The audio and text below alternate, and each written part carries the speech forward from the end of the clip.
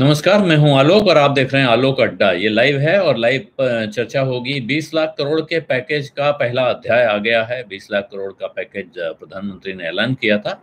हालांकि उसका पहला अध्याय तो प्रस्तावना के पहले लिखा जा चुका, सभी साथ में बताया गया था। आज भी बताया गया, तमाम लोगों ने बताया कि आप इस तरह से नहीं, और लोग आ जाएंगे, कोई दिक्कत नहीं है। ऐसी कोई दिक्कत नहीं कि सारे लोग आ जाएंगे तभी शुरू करूंगा, तो फिर जो लोग शुरू में आए होंगे वो निकल जाएंगे। ये बात होती रहेगी, जिनको जुड़ना होगा जुड़ते जाएंगे। कुछ लोग बाद में भी इस वीडियो को देख सकते हैं, ऐसी कोई खास दिक्कत नहीं है। हाँ बिल्कुल, सुपर चैट शुरू करें टेक खबरी जी। आप वो जो 5,000 रुपए वाला सवाल एक है उसके लिए कहता हूँ मैं, बाकी सबके लिए नहीं कहता हूँ। आप सवाल आप पूछना है, अगर आपको वही सवाल, तो मैं उसके लिए है। बाकी सामान्य सवाल तो लोग पूछते हैं, कुछ लोग सुपर चैट यूं भी डालते रहते हैं, तो उनको मैं थैंक यू बोल देता हूं। लेकिन मैं आ रहा हूं इस बात पे कि जो आज पैकेज का ऐलान हुआ वो क्या है। एक तो पहले बहुत समय उसमें गया इस पर कि शेयर वाली बातचीत के लिए राकेश जी वो वीडियो देखिएगा, इस चैट के खत्म होते ही आ जाएगा करीब करीब, और उसके डिटेल मैं आपको दे दूंगा। हाँ, जो प्रकाश जी ने बताया था कल, आज प्रकाश जी कुछ और बता रहे हैं, कल क्या करें उसके लिए उन्होंने स्पेसिफिक बात बता रहे हैं। तो ये शर्ट पता नहीं क्यों आपको अच्छी नहीं लग रही है, लेकिन ये डेनिम जैसा एक कपड़ा है, तो मुझे पहनने में भी कंफर्टेबल है, अच्छा है, इसलिए पहन ली है। इसको लेके चिंता हाँ, ये संचित लाए हैं। 20 लाख करोड़ का सुपर चैट हो गया है, इनका कहना है।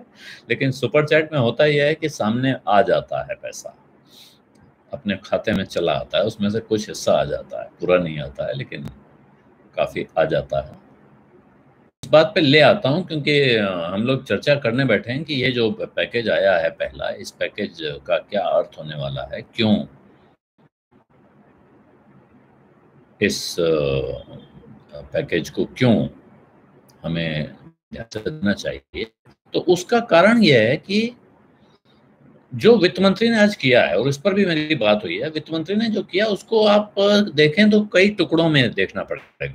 टुकड़ा तो मैंने बताया, एक टुकड़ा ये था कि हम बहुत कर चुके हैं, पिछले 6 साल में हमने बहुत कुछ किया, फिर 11 महीने में बहुत कुछ किया, तो इतनी कहानी ये लंबी बताई गई। और उसके बाद जब आपने वो कहानी हो गई तो भाई सब कुछ आप कर चुके थे, तो फिर अब आत्मनिर्भर भारत की बात क्यों आई है। लेकिन चलिए आ गई। दूसरा हिस्सा ये है कि आज के जो प्रेस कॉन्फ्रेंस थी उसमें 1/3 हिस्सा इसमें निकल गया, बाकी बचे में आधा हिंदी आधा इंग्लिश अनुवाद का नई परंपरा चली है। या तो यह है कि भाई तय हुआ है कि दोनों एंकरों को बराबर का मौका देना है, इसलिए दोनों लोग बैठेंगे, दोनों की तरफ से आवाज होनी है, तो यह है। अनुवाद करने का निर्मला सीतारमण खुद हिंदी बोलती हैं, पहले मैंने उनसे हिंदी में बात की हुई है, इसलिए मुझे पता है। पता नहीं क्यों ऐसा करने का विचार किया गया। अब मैं आपको मूल बात पे आता हूँ, लेकिन जो बातें कही गई की गई हैं उनको क्यों किया गया, मैं कैसे देख रहा हूं, मैं इस पे आ जाता हूं। एक है कि आप सीधा उन लोगों को फायदा पहुंचाएं। ये सवाल बार बार उठ रहा है कि प्रधानमंत्री ने भी उन मजदूरों को ठीक से उनका नाम नहीं लिया, उनकी तरफ इशारा नहीं किया। तो सबसे परेशान है, प्रॉब्लम में है, मजदूर लोग हैं, घर से निकल गए हैं, घर पहुंचना चाहते हैं, सड़क पर हैं, उनका नाम क्यों नहीं लिया गया। गरीबों का, जो सबसे ज्यादा पीड़ित वर्ग है। तो अब मैंने जो हिसाब लगाया है मैं आपको बताता हूँ। उसका हिसाब ये है कि ऐसा नहीं है कि वो उनकी चिंता के दायरे में शामिल नहीं है।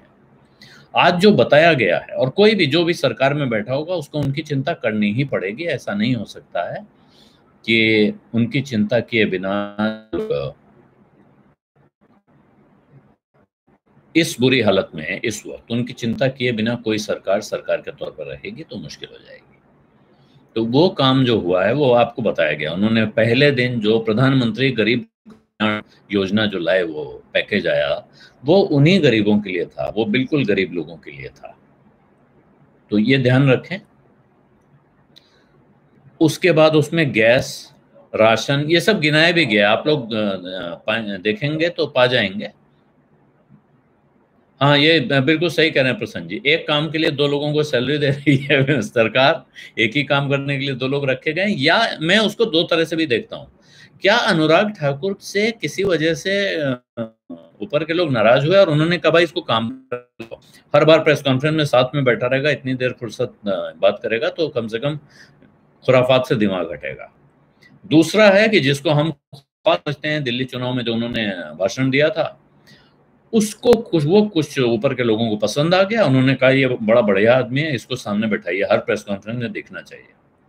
तो ये अच्छा है, बुरा है, कैसा है, ये आपको हिसाब लगाना है। लेकिन ये ज़रूर है कि उनको काम दे दिया गया है। अब हम ये जिसको कहते हैं कि उसकी ट्रिविया या गपबाजी से बाहर आएँ, तो पैकेज के तत्वों पे बात करें। मुझे ये लगता है कि इस वक़्त मदद उन लोगों को दी गई है या देने की कोशिश की गई है, जो कैटेगरीज़ हैं, उनको ध्यान से देखिए। ये वो लोग हैं, जो लोग बहुत परेशान हाल खुद भी हैं। ऐसा नहीं कि ये सब बड़े दबाव में हैं। ये कौन है?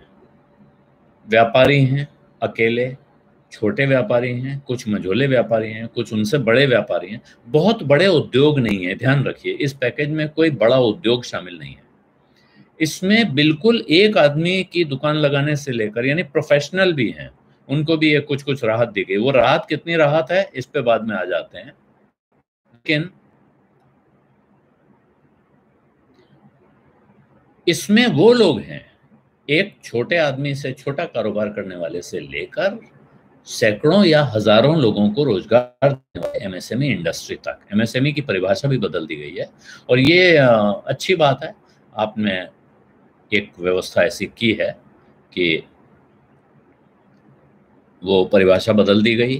परिभाषा बदलने की तारीफ़ वित्त मंत्री चिदंबरम ने, पूर्व वित्त मंत्री चिदंबरम ने भी की है और जो इसका है, उनके समय में भी ये बात हुई। मिडल क्लास के फ़ायदे पे मैं आता हूँ। आप ज़रा एक बार बात कर लें हम लोग, उसके बाद उस सवाल पे आता हूँ मैं। आपको हर सवाल का जवाब दूँगा। मैंने जो हिसाब लगाया है, एक प्रधानमंत्री ने कहा था कि अगले कई दिनों तक वित्त मंत्री कई बार में, कई किश्तों में आपको कई दिन तक इस पैकेज का ब्यौरा देंगे। तो अब 1 कैटेगरी, 2 कैटेगरी या 3 कैटेगरी इसमें आप आज देखें, तो मुख्य रूप से जो कैटेगरी देख पा रहा हूँ, वो उन लोगों की है, जो दूसरों को भी रोज़गार देते हैं, जिनकी मदद करने से दूसरों की भी मदद हो जाएगी। इनमें से तमाम लोग आपको ऐसा लग रहा होगा कि इनके पास पैसे नहीं आ रहे हैं कि ये जो है इससे आप किसको फ़ायदा होगा। ये कहा गया कि साहब ये ब्राह्मण बनिया, ये बनिया पार्टी है बीजेपी, तो हो सकता है ये अपने टारगेट को देख रही है। मैं इस नहीं देख रहा हूँ। मैं इस तरह से देख रहा हूँ कि इन्होंने ये गणित जोड़ा कि इतनी बड़ी कैटेगरी है, जिसको ये फ़ायदा पहुँचाया जा रहा है। मैंने इसको लिख के भी रखा, कौन लोग हैं। नहीं, सेल्फ एम्प्लॉयड भी हैं इसमें, देखिए प्रोफ़ेशनल्स उस लिस्ट में शामिल हैं जिनका ज़िक्र किया गया। मैं बताता हूँ आपको कहाँ पर किया गया है। देखिए, जो टीडीएस वाली छूट है, उसमें प्रोफ़ेशनल्स भी शामिल हैं, जो आपकी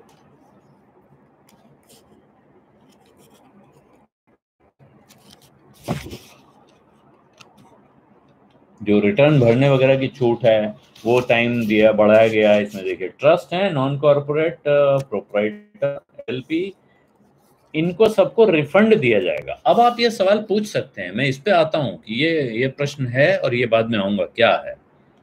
एक बड़ा पैकेज, इसमें जो पहला ऐलान है, वो बड़ा पैकेज है, उसमें कोई शक नहीं है। 45 लाख यूनिट्स को लाभ होगा, जो बिना कुछ गिरवी रखे, बिना कुछ गिरवी रखे, बिना कोई गारंटी दिए आपको लोन मिलेगा। तो इसमें तो कोई समस्या नहीं है। ये मुझे लगता है कि सीधा-सीधा लोगों के हाथ में पैसा जाएगा। अब इसके 2 इस्तेमाल हो सकते हैं। एक है कि आपके हाथ में पैसा आया, आपने ईमानदारी से मेहनत की, आपको वास्तव में परेशानी हो रही थी धंधा करने में, आप लोगों को तनख्वाह नहीं दे पा रहे थे, सप्लायर को पैसा नहीं दे पा रहे थे। आपने वो इस्तेमाल किया और अपना कारोबार दोबारा आया।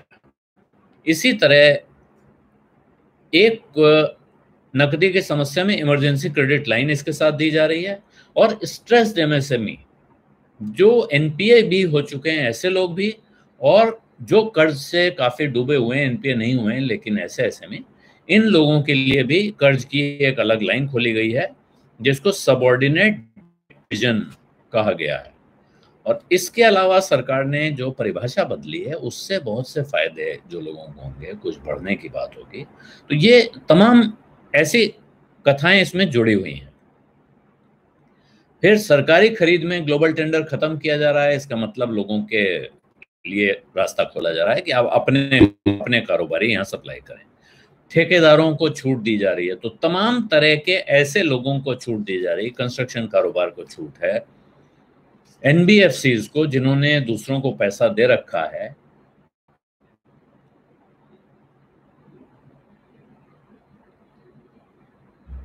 एनबीएफसीज हैं, हाउसिंग फाइनेंस कंपनियां हैं, और पार्शियल क्रेडिट गारंटी स्कीम ऐसी है कि आपने कर्जा लिया है, सरकार उसकी गारंटी दे रही है। गारंटी क्या दे रही है कि अगर 20% तक आपका पैसा कम हो गया तो वो सरकार उसकी गारंटी देगी। इसी तरह बिजली कंपनियों को फायदा दिया जा रहा है। कॉन्ट्रैक्टरों को 6 महीने की राहत दी गई है। इसमें 6 महीने उनका प्रोजेक्ट अगर पूरा नहीं होता है, फिर भी उनका पैसा रिलीज कर दिया जाएगा, जो सिक्योरिटी डिपॉजिट है। अगर 80% प्रोजेक्ट हो गया है तो 80% दे देंगे, 90% हो गया 90% दे देंगे। तो देखिए, अब इसकी जो कहानी है वो रहा है, जो सवाल हमको उठाना चाहिए अगर हम सवाल उठाना चाहते हैं। तो मेरा क्या कहें, ये जो मैंने आपको बात बताई वो इसलिए है कि इसमें नियत ठीक दिख रही है, रास्ता सही दिख रहा है। अब अपनाए गए हैं, वो कितने सही हैं कितने नहीं हैं ये आपको देखना पड़ेगा। ये सवाल बिल्कुल सही है कि जो आदमी, वो एमएसएमई क्या लोन लेने की हालत में है जिस एमएसएमई के लिए आप लोन का एक पैकेज ले आए। दूसरा, जो ये लोन ले लेगा वो इस लोन को चुकाने के लिए क्या करेगा। अब मेरा ख्याल है इसीलिए हमको अगली किस्तों का इंतजार करना होगा इन सवालों के जवाब के लिए कि बिना गारंटी का लोन दे रहे हैं, बिना कोलेटरल का लोन दे रहे हैं। पहला, क्या बैंक का मैनेजर, बैंक के अफसर वो लोन देने को तैयार है? क्या वो चुपचाप छुट्टी ले जाएंगे कि आज तो इस सरकार ने कह दिया है दे दो, कल को ये लोन नहीं वापस आया, सिग्नेचर फाइल पर मेरा है, मेरा रिटायरमेंट नजदीक है, मैं इस बवाल में क्यों फंसूं भाई। कल को यहाँ कोई सरकार बदल गई और उसने पूछा भाई कौन पास करके गए थे, वर्मा जी फंस गए, तो वर्मा जी क्यों फंसेंगे। ये ये प्रश्न जुड़ा हुआ सवाल है। तो इंटेंट मैंने कहा ये अच्छा है कि यहां से आप शुरू कर रहे हैं। पहले आप कह रहे हैं कि हमने गरीबों को दे दिया है, अब उन लोग जो अपनी मदद के साथ दूसरे की मदद कर सकते हैं। लेकिन अब तीसरी कहानी इसमें जरूरी है कि ये कारोबार शुरू हो। ये कारोबार अगर शुरू ही नहीं होगा, वो काम करेंगे जो कुछ भी काम वो करते हैं। उन्होंने शुरू किया रेहड़ी लगाने वाले की तारीफ से लेके, तो मैं मानता हूं कि उस रेहड़ी वाले तक की चिंता होगी आपको कि जो सड़क पर रेहड़ी लगाता है, हालांकि वो इस वक्त सबसे बुरी हालत में है, और दुकान लगाता है, ठेला लगाता है, पुलिस पलट देती है। तमाम फोटो और विजुअल आप देख चुके हैं सोशल मीडिया पे, हजारों बिखरे पड़े हैं पूरे देश में कि पुलिस आ रही है और पटक के फेंक के भाग जाती है सामान। तो ये एक अलग प्रश्न है कि क्या ये कारोबार इस तरह शुरू होगा। अब गणित लगाया गया, लोगों ने पूछा, कुछ लोगों ने व्हाट्सएप विश्वविद्यालय, आपने देखा होगा कि 15 लाख रुपए पहुंच गए हर एक के खाते में। 20 लाख करोड़ को आप डिवाइड करिए 135 करोड़ से तो 15 लाख हो जाते हैं। तो वो मैंने कल, आप लोग बिजली की वजह से पूरा एक साथ जोड़ के नहीं देख पा रहे होंगे, इसलिए कल मैंने जोड़ा। 15 लाख 20 लाख करोड़ को 135 से आप डिवाइड करेंगे तो लगभग, अगर मोटा मोटा मान लें, तो 15,000 के आसपास एक आदमी के खाते में चढ़ता है। तो क्या 15,000 रुपए हर आदमी को दे देना चाहिए? एक तरीका हो सकता है कि सबको दे दो और कहो भैया खर्चा करो। लेकिन दूसरा भी रास्ता, अब ये आपका टीडीएस कम कटेगा, टीडीएस कम कटेगा लेकिन टैक्स तो उतना ही देना पड़ेगा जितना देना था। लोन मिल जाएगा, लोन चुकाना तो पड़ेगा। 1 साल प्रिंसिपल भी नहीं चुकाना है। इसका अर्थ क्या हुआ? जो लोन का गणित समझते हैं वो ये जानते हैं कि जब प्रिंसिपल आप नहीं चुका रहे होते हैं, शुरू में इंटरेस्ट बहुत ज्यादा होता है। प्रिंसिपल बहुत होता है, उसका एमोर्टाइजेशन का फॉर्मूला होता है, उसके हिसाब से शुरू में आप हाउसिंग लोन में कभी देख लीजिए ब्रेकअप आपको मिल, पहले 2-4 साल तो आप सिर्फ इंटरेस्ट देते हो, अंतिम साल में जाके ऐसा होता है कि बहुत सारा प्रिंसिपल और बहुत कम इंटरेस्ट। तो शुरू के साल में इंटरेस्ट नहीं चुकाएंगे आप तो बहुत भारी फायदा नहीं होने वाला है, उल्टे उस इंटरेस्ट पर ब्याज चढ़ता जा रहा है, तो इससे आपको नुकसान होने जा रहा है। एक दूसरा, चुकाना तो है ही, आज नहीं चुकाओ 3 साल बाद चुकाओगे, तो इस 3 साल में मेरा कारोबार सीधा खड़ा हो जाएगा, इसकी क्या गारंटी, इसका रास्ता कहाँ है। दूसरा, ये पैसा जो भी आप दे रहे हैं कहाँ से आ रहा है, अभी तो जो दिखा आज की तारीख में, उस पे एक तरह से मार्केट में लोगों का कहना है कि ये अच्छा है कि वित्त मंत्री ने बहुत हौसला नहीं दिखाया, संयमित बात की है, ऐसे काम किए हैं जिनसे कि किसी के हाथ में भी कुछ आ जाए और जेब से कुछ जाए भी नहीं। इसका एक चुटकुला मेरे पास आया हुआ है, अंत में आपको सुना दूंगा चलते-चलते। हमारे एक मित्र हैं, इस वक्त यहाँ हो सकता है मौजूद हों, रोज रहते हैं, नियमित दर्शक हैं और मेरे पुराने मित्र भी हैं, तो अगर जुड़ेंगे तो दिख जाएगा, वरना उनका ये मैं आपको पढ़ के निकाल के सुना दूंगा।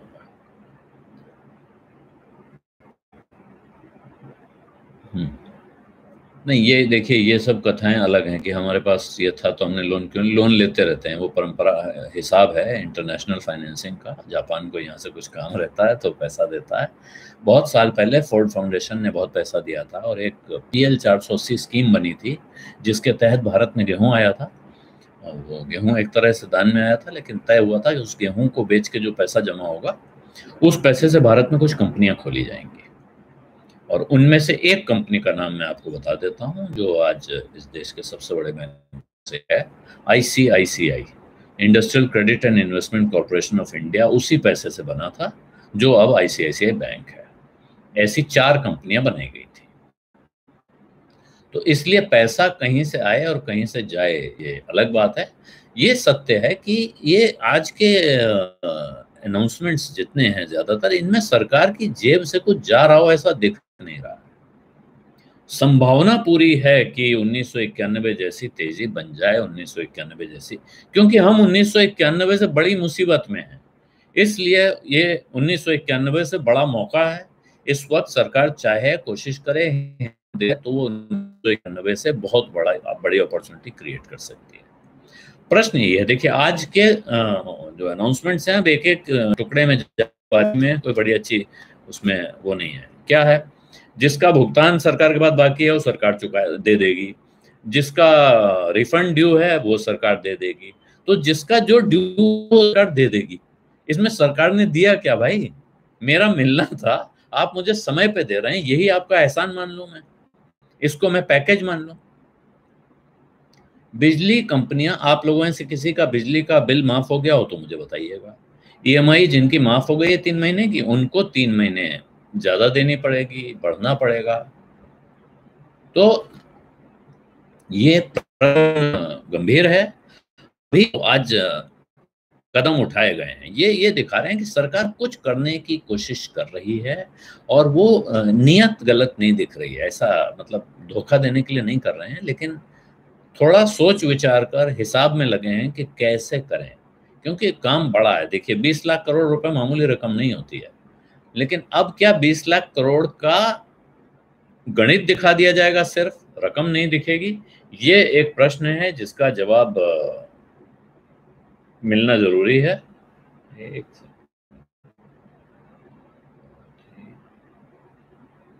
या तो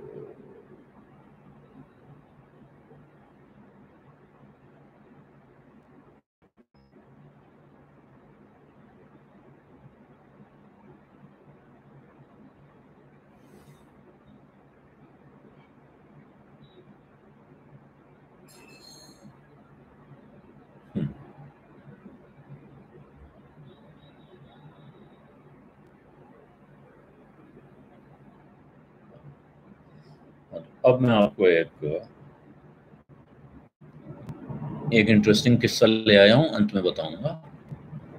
ये बात सही है, ये जो कह रहे हैं ना लेकर भाग जाएगा, लेकिन ये लेकर भाग जाएगा वाला मुझे भी मन में शक है, और ये शक अब मैं आपको बताता हूँ क्या है। इस अनाउंसमेंट को सुनकर मेरे मन में जो शक आए हैं वो ये, हमारे यहाँ परंपरा है, और ये परंपरा आपको ध्यान रख होनी चाहिए कि ये पिछली सरकारों के दौर से है। ऐसा नहीं कि आज कोई मैं कहूँ कि ये सरकार कर रही है, लेकिन इस सरकार के दौर में भी कोई ऐसा कहा सुना बहुत गया है, लेकिन ऐसा नहीं है कि बहुत हालात बदल गए हों।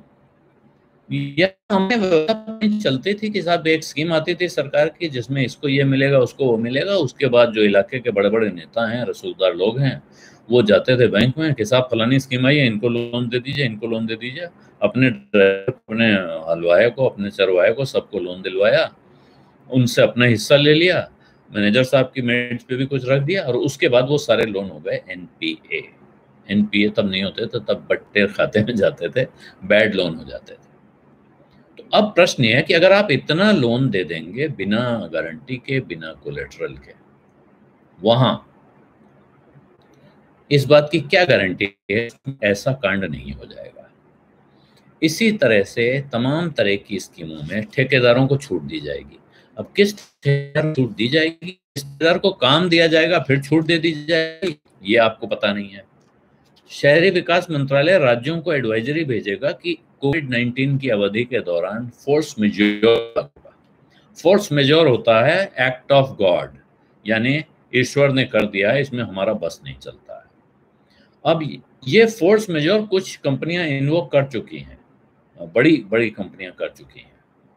अभी देखिए और क्या आएगा, अब ये प्रश्न असली है, और इसीलिए मेरा ख्याल है जितनी आज का जो ऐलान था उसको देख के जितना मैं कह सकता हूँ यही है कि इसमें ज्यादातर इस कोठरी का धान उस कोठरी में डालने वाली बात हुई है। इरादा अच्छा है, ये इरादा मुझे पसंद आया कि ऐसे लोगों की मदद करिए जो दूसरों की मदद कर सकें, तेजी से करें। इकोनॉमी में असल में ये छोटे-छोटे उद्योग, छोटे व्यापार बहुत बड़ा काम करते हैं। ये दिखते कम हैं, इनकी चर्चा कम होती है। मुद्रा लोन का रतन खेमका जी ज़िक्र कर रहे हैं, सही बात है कि मुद्रा लोन कहाँ गया? तमाम लोग, और ये मैंने तो नहीं देखा है लेकिन मुझे बताया गया है, बहुत से लोग बताते हैं कि ये जो शौचालय का पैसा या घर बनाने का पैसा मिला है गाँव में, उसमें बहुत बड़े पैमाने पर कमीशनखोरी हुई है, पैसा खाया गया। तो अगर ये सब हो रहा है, तो फिर वो न खाऊँगा, न खाने दूँगा का क्या हुआ, ये सवाल है। और इसी सवाल के साथ अभी हमें जीना पड़ेगा अगले 2, 4, 6 दिन, क्योंकि ये जो है इस 20 लाख के महा पैकेज आत्मनिर्भर भारत के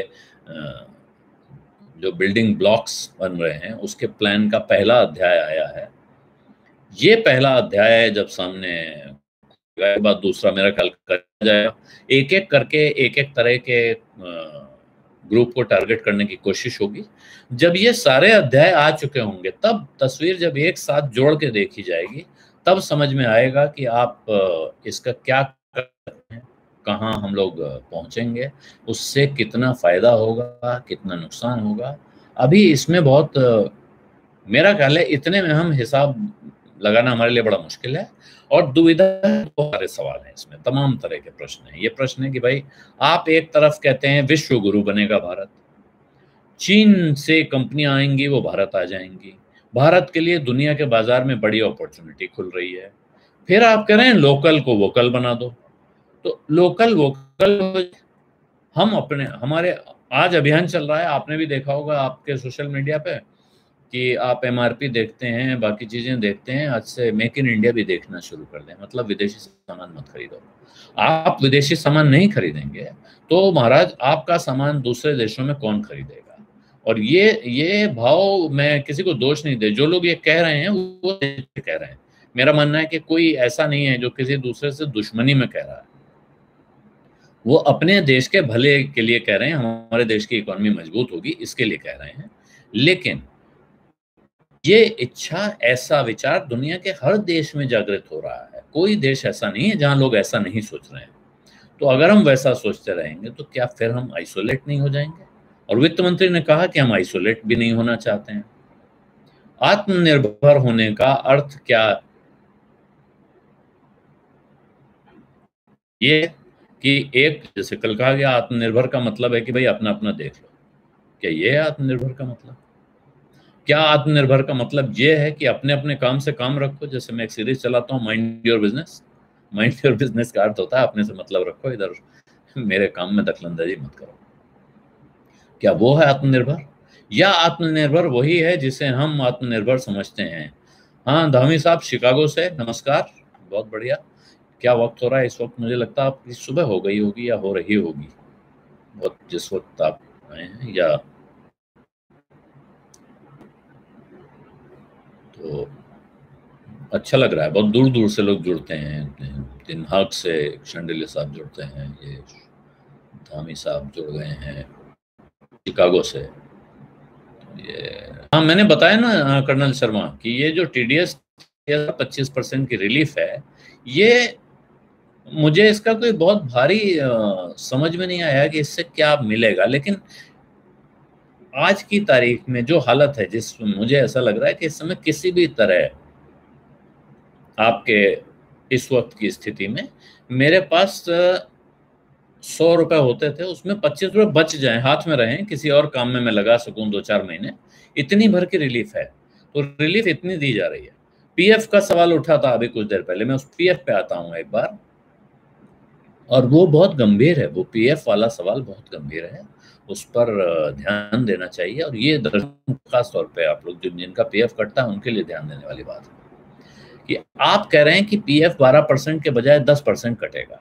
जिन लोगों का वो पैकेज आया था कि 3 महीने तक सरकार भरेगी, उसका तो मैं स्वागत करता हूं, बहुत अच्छी बात है। उन लोगों के लिए बहुत फायदेमंद है कि कंपनी के लिए भी फायदेमंद है और जिसका पीएफ कटता है उसके लिए भी फायदेमंद है कि दोनों का हिस्सा सरकार देगी 3 महीने तक। और अब उसको बढ़ने के बजाय 10% कटेगा।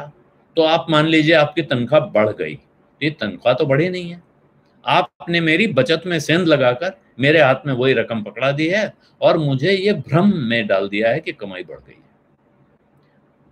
और इरादा क्या है कि आदमी ये पैसा जो हाथ में आएगा खर्च करेंगे, खर्च करेंगे तो इकोनॉमी का चक्का चलेगा।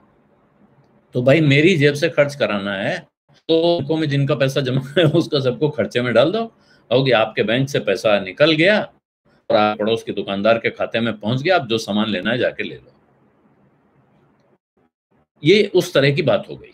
इसी का एक उदाहरण है जिसको मैं लेकर आऊंगा।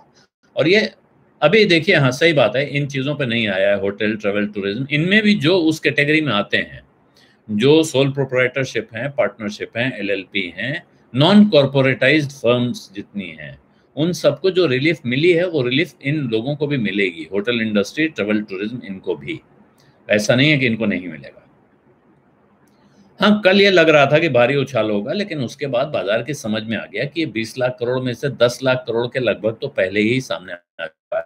अब लगभग 10 लाख करोड़ बचता है जो आपको आना है। उसमें भी कितना आएगा, कितना समय लगेगा जी? रमजान करीम साहब, नहीं आप वसीम मोमिन साहब हैं, रमजान करीम शारजाह से, तो पूछ रहे हैं रिटेल इंडस्ट्री और ग्रामीण अर्थव्यवस्था पर क्या असर पड़ेगा। अभी देखिए रिटेल इंडस्ट्री का असर तो सबसे पहले, अभी जब तक ये खुलेगा नहीं, जब तक हम लॉकडाउन से बाहर नहीं आते हैं, तब तक पता नहीं चलेगा। ग्रामीण अर्थव्यवस्था पर अलग से प्रयास होगा, मुझे ऐसा लगता है, कोशिश की जाएगी, इसमें कोई शक नहीं है।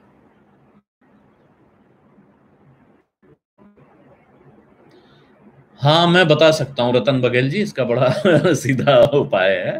और मैं ये बीच में बाकी आशुतोष जी कॉलम में जो एक भौंकने जैसी आवाज कई बार अलग से आती है, तो आशुतोष जी ने 2 कुत्ते पाल रखे हैं, उनके घर में 2 कुत्ते हैं और एक बिल्ली भी है। और ये तीनों जानवर आजाद घूमते रहते हैं। और आजकल आपको पता ही है लॉकडाउन है तो बाहर निकलना भी कम होता है, तो जानवर भी थोड़े चिड़े रहते हैं। तो इसलिए वो मौका देख के, जब उनको पता चलता है कि अब इस समय भाई साहब लाइव हैं, तो पीछे से हल्ला मचाओ तो अपनी उपस्थिति का एहसास होगा, तो वो अपनी अटेंडेंस रहा है। वो उनके कुत्ते और बिल्ली उन कुत्तों को काफी परेशान करती है, यानी कि वो छोटी है लेकिन वो कुत्तों को परेशान करती रहती है। और इसमें भी कुत्ते कई बार हल्ला मचाते हैं। ख्याल अब आप समझ गए होंगे कि वहां से वो कुत्ते की आवाज कैसे आती है। तो वो अलग अलग वक्त पे आती है। कभी कभार मैं जब कंट्रोल कर रहा होता हूँ तो मैं आमतौर पर उनको म्यूट पे रखता हूँ, तो मुझे पता है कि वहां से कुत्ते की आवाज आती है। जब वो बोल रहे होते हैं उसी समय उसको बोलता हूँ। ये स्टिमुलस या रिवाइवल दोनों मान सकते हैं। स्टिमुलस जो होता है वो रिवाइवल के लिए ही होता है, आमतौर पर स्टिमुलस और किसी समय पे दिया नहीं जाता है। बाकी तो जो स्टेरॉइड लगाते हैं बॉडी बिल्डिंग वगैरह करने के लिए, वो स्टिमुलस तो आदमी अपनी सेहत में दम लाने के लिए करता है। ये यहाँ ये पुराने हकीम साहब का नुस्खा नहीं है शर्तिया इलाज वाला। यहाँ तो आमतौर पे परेशान होने ये करते हैं।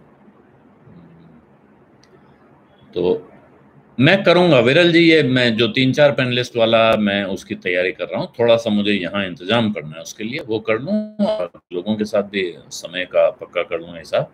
तो उसके बाद मैं नियमित रूप से और 4 या 6 लोगों के साथ करूँगा ऐसा।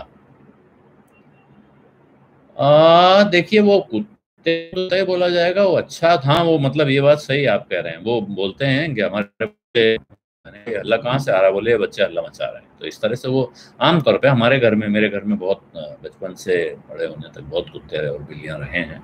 तो जो घर में जानवर होता है वो आम तौर पे जब आप उससे प्रेम से रखते हैं तो उसको इसी तरह परिवार के सदस्य के तौर पे ट्रीट किया जाता है। मुझे याद है कि छोटे थे बहुत, तो मेरी बहन जब हमको राखी बांधती थी तो कुत्ते को भी राखी बांधती थी।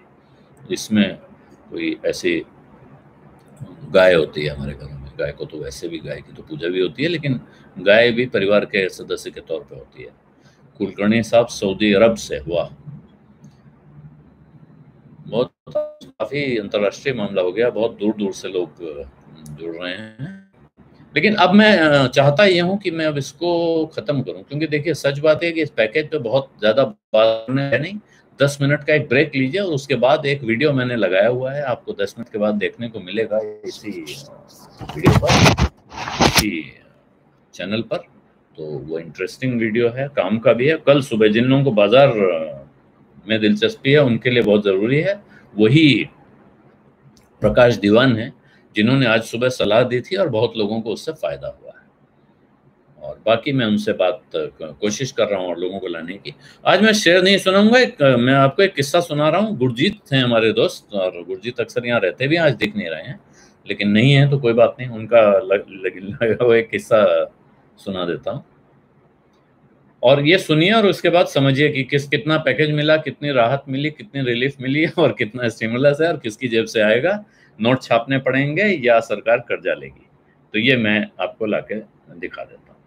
तो साहब गुरजीत जी लिखते हैं, मुझे अपने लोन की EMI 50,000 रुपए इस बार नहीं चुकानी पड़ी। ये पैसे मैंने पत्नी को दे दिए।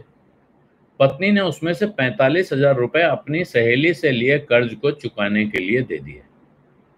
उनकी सहेली ने अपने पति को ये पैसे दे दिए। पति ने बिल्डर के बकाया 40,000 रुपए चुका दिए। बिल्डर ने किराना दुकानदार को 41,000 रुपए वो चुका दिए। किराना वाले ने अपने नौकर को पिछले 4 महीने का वेतन, बकाया था 40,000 रुपए, वो दे दिया। आप इसे अगले 4 महीने का एडवांस 40,000 रुपए भी मान सकते हैं, दे दिया उसने, क्योंकि प्रधानमंत्री ने अपील की थी कि आप लोगों को वेतन दे दीजिए। नौकर ने वो पैसा अपनी पत्नी के हाथ में रख दिया। उनकी पत्नी ने हम 50,000 रुपए उधार ले रखे थे, कुछ समय में उनके घर काम करती होगी। उसने वो 50,000 रुपए हमें वापस कर दिए। इस बीच हमें पता था कि बैंक को EMI नहीं देनी पड़ेगी, तब भी हमें ब्याज भरना पड़ेगा, तो नुकसान होगा। इसलिए हमने 50,000 रुपए EMI का भुगतान कर दिया।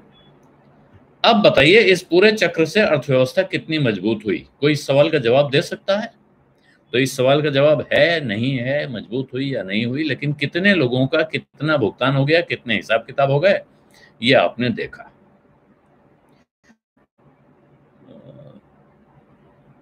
यहीं पर मैं अब आपसे आज इजाजत चाहता हूं, क्योंकि बाकी जो प्रश्न हैं इनके जवाब दिए नहीं जा सकते हैं, अभी देना संभव नहीं है।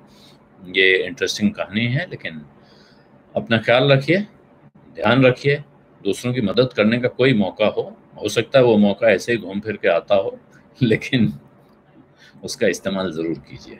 ये वक्त ख़राब है, इस ख़राब वक्त में एक दूसरे की मदद करके ही हम आगे बढ़ सकते हैं, उबर सकते हैं। सरकार के पैकेज के बाकी हिस्से का इंतज़ार रहेगा। धन्यवाद, नमस्कार, गुड नाइट, शुभ रात्रि, सत श्री अकाल, सलाम।